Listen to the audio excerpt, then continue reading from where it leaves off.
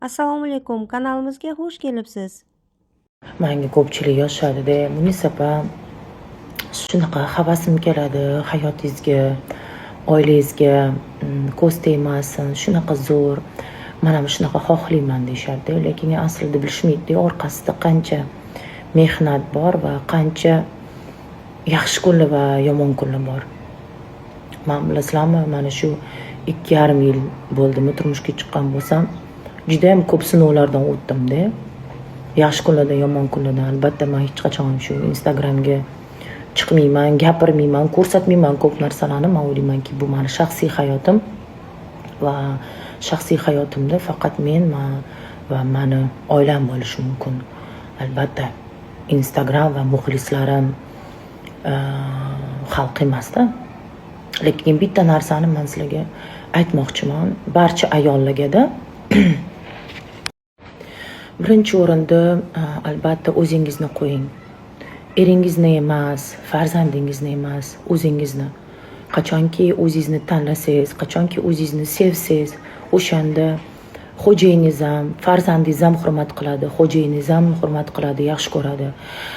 Qachonki biz mana shu o'zimizni yo'qotib qo'ysak, o'zimizga qaramasak, o'zimizni tanlamasak, yaxshi ko'rmasak, sevmasak, o'shanda atrofdagi insonlar ham bizani unutib qo'yishar ekan va hurmat ham qilishmaydi, sevmaydi ham.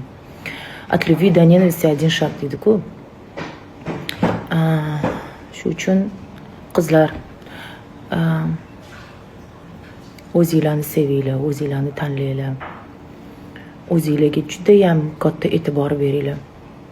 Bu juda ham muhim narsa. Nafaqat oilada, o'zi aslida juda ham muhim narsa. Tanlovingizni hurmat qiling, o'zingizni hurmat qiling, chegaralar qo'ying.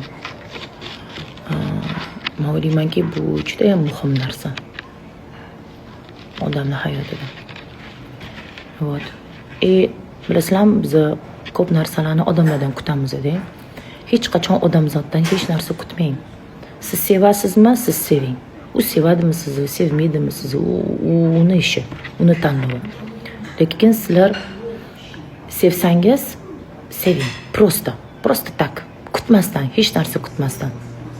Odamlardan. O'zi aslida hech narsa hech kimdan kutish kerak emas. O'shanda menimcha siz baxtli bo'lasiz. Chegaralar juda ham muhim. Va o'zni qadrlash deydi-ku. O'zingizni qadrlang. Ayollarimiz.